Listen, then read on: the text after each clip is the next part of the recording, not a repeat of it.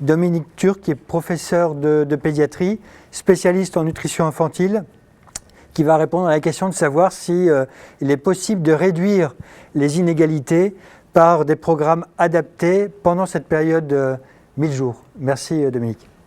Oui. Bonjour à tous. Merci à Laurent de son invitation. Voilà donc une opportunité pour réduire les inégalités. Je ne vais pas vous parler longtemps de la pauvreté, d'abord parce que ce n'est pas mon domaine de compétences, mais je vous invite, si vous voulez avoir plus d'informations sur ce sujet qui est évidemment un sujet permanent, à lire ce document d'une 30aine de pages qui date d'octobre 2018. Je vais quand même vous donner 2 ou 3 chiffres.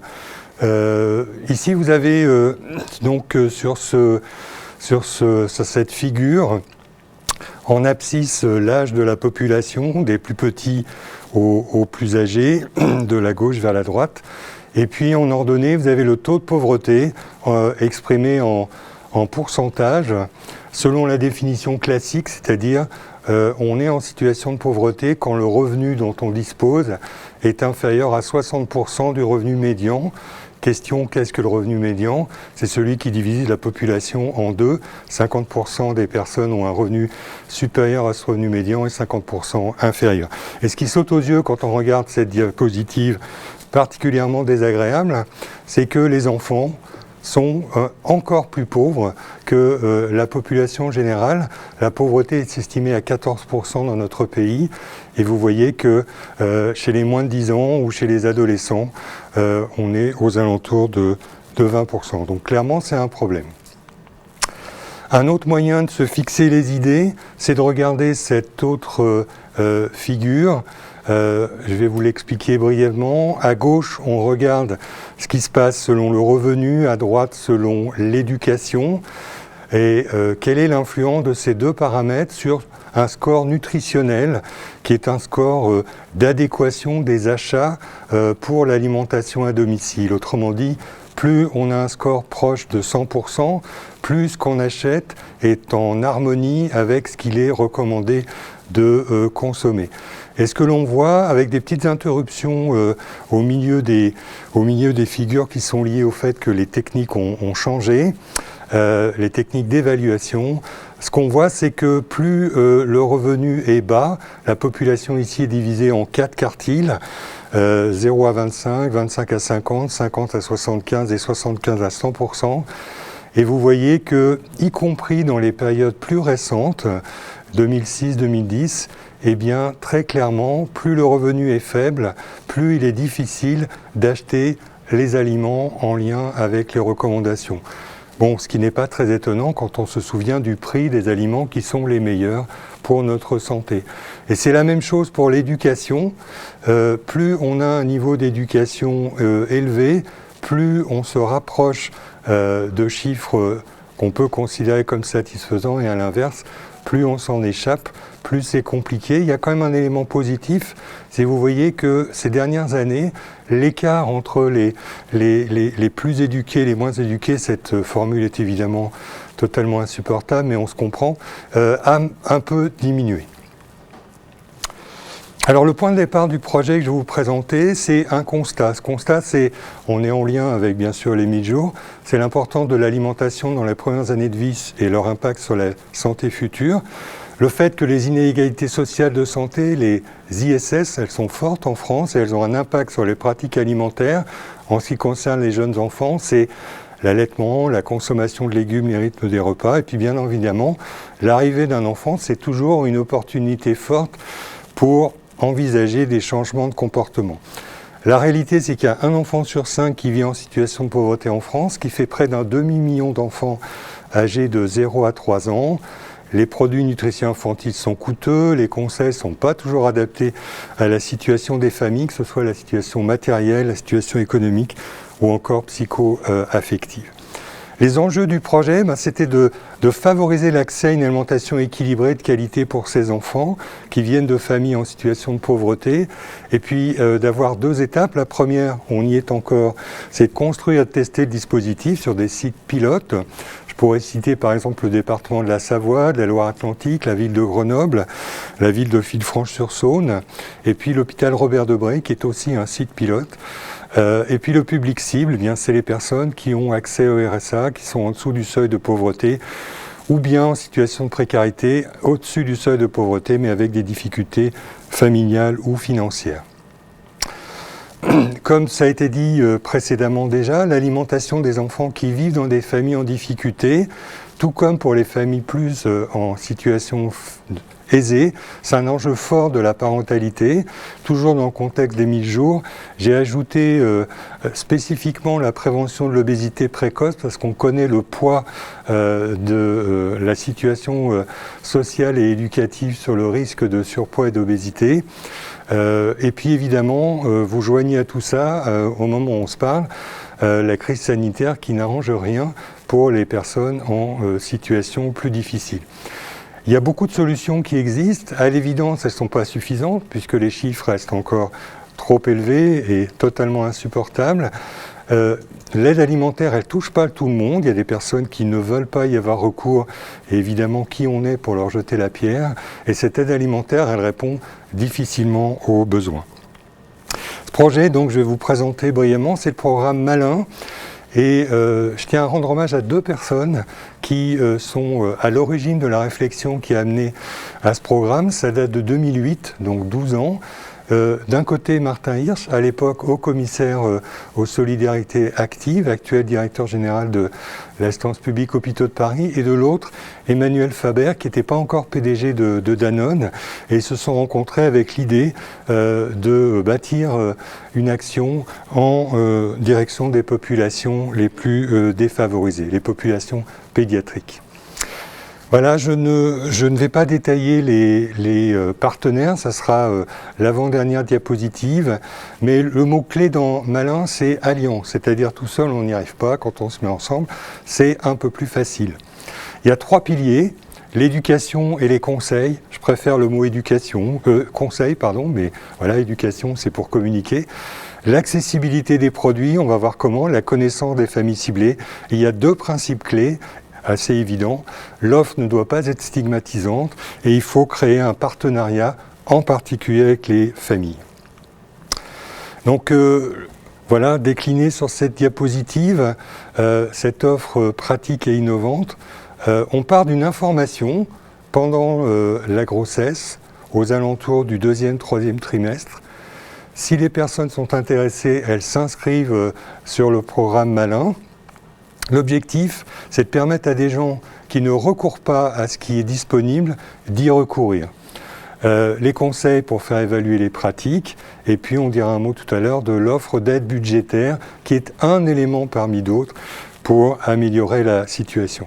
2 dispositifs, un dispositif national mais qui est encore loin d'être généralisé, et un dispositif local dans les territoires, ceux que je vous ai indiqués tout à l'heure, les sites pilotes. La liste n'était pas exhaustive.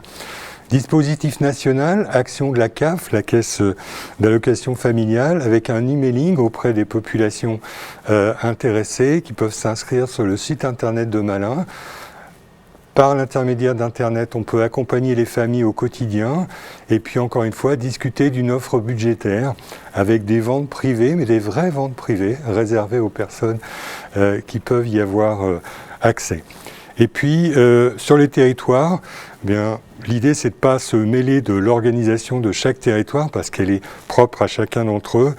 Action de l'hôpital, des centres sociaux, des PMI, les acteurs de terrain bien sûr, qui sont les mieux placés pour parler de l'alimentation aux parents, l'action des pairs, PAIRS, c'est-à-dire les personnes issues du même milieu que les personnes que l'on cible, et puis également localement une action avec des paniers légumes qui sont beaucoup moins chers, en circuit court sur certains territoires et qui sont disponibles auprès des familles également. Alors le volet conseil, c'est le pilier du programme. L'objectif, c'est de ne pas donner l'impression qu'on distribue des coupons de réduction et qu'on s'arrête là. Donc c'est compliqué, bien sûr. Il y a des contenus sur les enjeux nutritionnels qui se veulent pragmatiques et ludiques, accessibles à tous. Certains sont traduits dans plusieurs langues. Bien évidemment, les messages ne viennent pas de nulle part. Ils viennent du programme national nutrition santé, sélectionnés par les sociétés dites savantes de pédiatrie. Maintenant, on devrait dire plutôt les sociétés sachantes, ça serait plus clair. Voilà, le programme s'exerce de la grossesse à l'âge de 2 ans et demi, pour être précis, porte sur l'alimentation de la maman enceinte, l'allaitement, l'alimentation spécifique de l'enfant. Donc l'allaitement est une composante parmi d'autres. L'alimentation fait maison, on tient compte bien sûr de la diversification culturelle. Il y a un mot sur l'activité physique, le sommeil et les écrans. La stratégie de diffusion, elle est articulée avec le parcours de vie des familles. Donc il y a le site internet dont je vous parlais, la newsletter, les réseaux sociaux, ce qui démontre quand même, pour sourire un peu, même si on ne se voit plus sourire, que les réseaux sociaux peuvent être utiles. Et puis il y a l'offre professionnelle qui est active sur certains territoires, notamment encore une fois la formation des guides aux familles qui ont été mis au point, toujours avec un contrôle scientifique très rigoureux, et puis les outils pour les professionnels de terrain. Voilà, l'offre budgétaire, vous voyez, je ne la cite pas en première ligne, elle a pour objectif de donner accès aux familles à des produits de qualité, par exemple des laits de 2e âge ou des produits de diversification alimentaire. Évidemment, rien avant l'âge de 6 mois pour ne pas menacer le projet d'allaitement maternel exclusif, et rien ne s'oppose à la poursuite de l'allaitement maternel après 6 mois, bien sûr. Donc des produits sélectionnés par les pédiatres, des produits dits malins, donc avec un label des sociétés qui participent à l'action, qui sont moins chers, et de façon à couvrir grosso modo de 30 à 100% des besoins théoriques des nourrissons. Donc ça peut se gérer en supermarché avec des bons de réduction nominatifs que les parents ont reçus à la maison et qui peuvent utiliser dans la quasi-totalité des supermarchés, qui sont envoyés entre l'âge de 6 mois et l'âge de 2 ans. Et puis ça peut se faire en ligne avec des vraies ventes privées sur, par exemple, vous verrez, on peut acheter du matériel de cuisine. C'est proposé à intervalles réguliers et les personnes sont livrées directement à domicile. Alors un petit mot de l'efficacité. Les premiers résultats sont convaincants. Vous voyez, je vous ai dit que ça avait démarré en 2008, la réflexion. Donc il faut être d'une patience orientale dans ce genre de choses.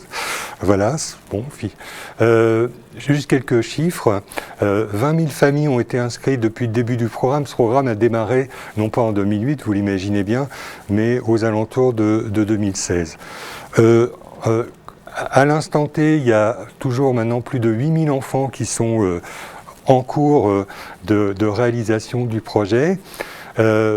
Ça pourrait vous paraître un résultat médiocre, mais c'est quand même pas si mal. 30 à 50% des familles qui sont éligibles vont s'inscrire et bénéficient du programme Malin. Et à ce jour, il y a 11 départements qui sont activement impliqués dans ce programme. Il y a 4 fois moins d'arrêts trop précoces du lait 2e âge, j'entends par là passage au lait de vache, donc on sait qu'il n'est quand même pas idéal pour l'alimentation d'un petit. Il y a 1/4 des familles qui cuisinent maison en plus, et puis il y a 2 fois moins et demi d'enfants qui consomment régulièrement des boissons sucrées, donc des éléments plutôt de nature positive.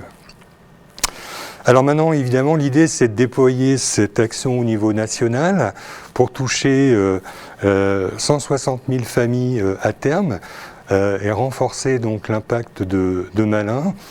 Donc la généralisation de ce dispositif, si tout va bien, mais en ce moment dire tout va bien, c'est très imprudent, est prévue en 2021 avec un programme qui devrait être proposé à toutes les familles éligibles. Renforcement de l'impact, les conseils et puis les produits, vraiment une approche tout à fait mixte et pas uniquement liée à des bons de réduction. Alors si on veut convaincre les autorités de tutelle qui déjà commencent à mieux écouter le sujet et s'intéressent bien au programme, il faut une étude solide qui démontre de façon carrée, scientifique, qu'il y a des bénéfices à ce programme. Donc cette étude s'appelle ECAI, étude clinique alimentation infantile. Je ne vais pas aller dans le détail de tous les intervenants, mais la coordination scientifique est assurée par l'unité INSERM de Marie-Hélène Charles à Villejuif, la coordination opérationnelle par Benjamin Cavalli, qui est le directeur de l'association Programme Malin, un ancien de la Croix-Rouge. La Croix-Rouge est le promoteur de cette étude, l'investigateur principal c'est la CHU de Lille, et puis il y a également le centre d'investigation clinique qui joue un rôle important. Je voudrais souligner et insister sur le rôle absolument décisif, puisque c'est à la maternité Jeanne de Flandre que sont recrutés ces enfants, de Damien Subtil et puis de Tamer Ragza pour voilà, soulever les enthousiasmes et gommer les difficultés au quotidien. Donc j'en profite au nom de toute l'équipe ECAI de remercier publiquement Damien et Tamer de son implication absolument décisive. Alors quels sont les objectifs? L'objectif, c'est de tester le programme. Donc est-ce qu'une éducation nutritionnelle adaptée aux spécificités des personnes en difficulté, la théorie sociale cognitive, mot compliqué pour dire que vous et moi, tout le monde, et en particulier les personnes les plus défavorisées, elles apprennent, elles acquièrent des connaissances beaucoup plus au contact d'autres personnes par l'intermédiaire de leur vie sociale, de leurs interactions sociales, de leurs expériences humaines, que de façon verticale avec la bonne parole transmise du haut vers le bas ou avec les médias qui sont un outil mais qui ne peuvent pas être la base de ce processus éducatif. Et puis l'accès facilité à des produits adaptés à l'alimentation infantile et familiale. Est-ce que ça, oui ou non, ça a un impact sur l'alimentation et la croissance dans les 2 premières années de vie chez les enfants en vulnérabilité sociale. Donc le projet, c'est pas un projet, l'étude, c'est 800 femmes enfants, 800 groupes, 800 pères femmes enfants, suivi du 3e trimestre de la grossesse aux 2 ans de l'enfant, à la maternité et ensuite à domicile par des diététiciennes, un bras intervention, les 2 volets du programme existant, l'éducation et les produits, et un bras contrôle qui ne bénéficie que, entre guillemets à que, des guides du PNNS, c'est-à-dire le message habituel en maternité, sans accompagnement spécifique, c'est-à-dire qu'on appelle des soins courants. La randomisation se fait par cluster, on est devenu plus familier avec ce mot ces derniers temps, c'est-à-dire que les enfants sont randomisés en fonction de leur site de résidence, du site de résidence des mères qui viennent accoucher ici à Jeanne de Flandre. Un petit mot sur la description de l'intervention. Donc, point d'ancrage, la théorie sociale cognitive. Première étape, l'éducation nutritionnelle adaptée, avec l'accompagnement non stigmatisant, tenant compte des barrières, tenant compte des éléments facilitateurs, notamment l'aide des pairs, PIRS, le soutien social. Voilà, on est ici pendant la grossesse et vous avez ici donc de la naissance à 24 mois l'étude, avec donc en ce qui concerne l'éducation nutritionnelle, des interactions directes par l'intermédiaire des diététiciennes avec les mères au domicile, et puis des documents validés et construits collectivement. Ensuite, le 2e point, c'est l'accès facilité aux aliments, dont je vous parlais tout à l'heure, par exemple, des paniers de fruits et de légumes en circuit court. Vous verrez aussi qu'un des membres de cette alliance vend des produits de cuisine. Donc les parents se voient proposer d'acheter des instruments de cuisine, parce que pour faire la cuisine, il faut effectivement des instruments. Alors ça se complique un petit peu, l'objectif c'est de voir si tout ceci a un effet sur l'alimentation des mères. Est-ce que également la distribution de coupons de réduction permet des arbitrages budgétaires? En clair, ça veut dire, est-ce que l'argent qu'on dépensait avant sur ces items peut être utilisé sur d'autres pôles du budget familial dans des activités jugées bonnes pour la santé de l'enfant? On améliore bien sûr les connaissances, on essaie de faire bouger les pratiques parentales, mais avec patience, zénitude et respect. Et puis, on essaie d'évaluer aussi l'efficacité de ce programme par l'intermédiaire du retour des parents eux-mêmes. Voilà. Donc les critères d'évaluation sont indiqués sur la partie bas de cette diapositive.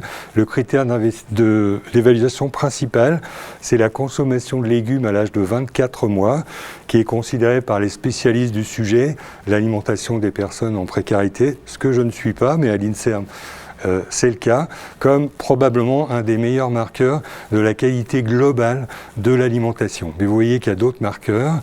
pourcentage durée d'allaitement, l'âge de la diversification, l'âge des aliments, d'introduction des aliments standards pour la consommation courante, c'est-à-dire les adultes, et puis des profils alimentaires de qualité de l'alimentation à 1 et à 2 ans, des paramètres bien sûr de croissance, la vitesse de croissance postnatale, l'indice de corpulence, le pourcentage de surpoids à 2 ans.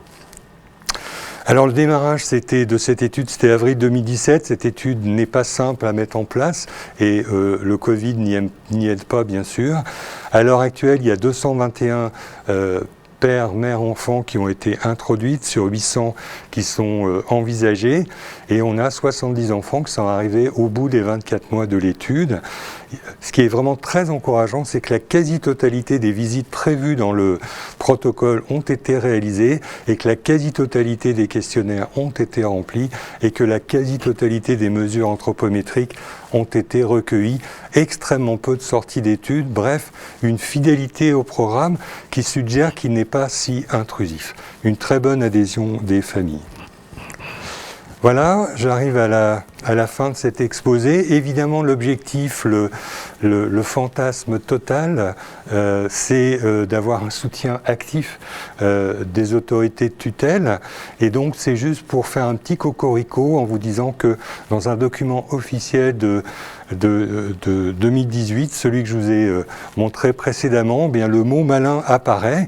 Ça n'apporte pas de sous supplémentaires, mais ça peut ouvrir des portes, ça peut faciliter des discussions, soit localement, soit au niveau national. Il y a une écoute de la délégation interministérielle à la prévention et à la lutte contre la pauvreté sur ce programme. Voilà les partenaires de Malin, la Croix-Rouge, les allocations familiales, la Société française de pédiatrie, les pédiatres ambulatoires, l'Action Tank Entreprises et Pauvreté, les entreprises, la Banque Postale, le Sieur, Danone, Serbe, le Gaulois, LDC, Blédina, etc. Donc quand vous hésitez et que vous faites vos courses, n'hésitez pas à favoriser ceux qui aident, parce que pour aider, il faut d'abord vendre. Voilà, il y a des mécènes aussi, notamment la fondation d'entreprise et puis les partenaires de la recherche. Voilà, je vous remercie beaucoup de votre attention. Cette dernière diapositive n'est pas destinée, bien sûr, à faire une apologie un petit peu ridicule de l'allaitement, mais simplement à rendre hommage aux mères, et en particulier aux mères de ces enfants en pauvreté. Voilà, je vous remercie de votre attention. Merci Dominique. On va voir s'il y a des questions sur le chat. Et en attendant, peut-être nos modérateurs ont-ils des questions ? Moi j'en avais une. Attends, je vais te donner le micro. Merci pour la présentation de ce très beau projet. Dans l'accompagnement que vous proposez, c'est un accompagnement en ligne, c'est les diététiciennes, les nutritionnistes qui sont en ligne, et comment ça se passe ? Non, en fait, c'est possible, hein, mais c'est surtout les diététiciennes qui, individuellement, pour les enfants qui ont été inscrits avant la naissance, il y a un nombre de visites assez important et au moment de ces visites, il y a un élément de formation, d'interactivité, de transmission de connaissances et puis surtout de vérification qu'au quotidien, le programme est applicable et réellement suivi par les familles. Là, vous parlez d'écailles ou plutôt du programme dans son ensemble Malin ? Alors, le programme dans son ensemble, il est évidemment ne peut pas être personnalisé de cette façon-là. Donc, il n'y a pas d'interaction directe, il n'y a pas quelqu'un qui est derrière le micro et qui répond en direct, mais il y a une boîte où on peut placer des messages et obtenir des réponses dans un délai tout à fait raisonnable. Je me disais que finalement c'est ça aussi qui fait l'accroche, c'est aussi que les mères, les parents savent qu'il y a un suivi qui est permanent. Voilà, et entre guillemets personnalisé. Alors là, il y a une autre personne qui nous demande, pouvez-vous rappeler les 3 piliers du programme Malin, s'il vous plaît ? Alors il y a donc un programme d'éducation nutritionnelle, de formation à l'amélioration de la qualité de l'alimentation. Il y a le deuxième pilier, c'est l'allaitement maternel. Et puis le troisième, c'est les aides budgétaires, notamment avec les réductions sur des produits pas forcément uniquement d'alimentation, et aussi avec les bons de réduction pour les produits dans la catégorie d'âge 6-24 mois, c'est-à-dire la possibilité d'acheter à 30, 40%, 50% moins cher, ce qui n'est pas rien, un lait pour nourrisson adapté à son âge ou un produit de diversification alimentaire adapté à son âge. Mais en même temps, à promouvoir l'utilisation, la réalisation pratique par les mères, si elles le souhaitent, d'une alimentation faite maison. Voilà, c'est pas l'apologie des produits tout prêts à l'emploi, c'est un outil parallèlement à un apprentissage à la cuisine faite maison, etc. Parfait, merci beaucoup.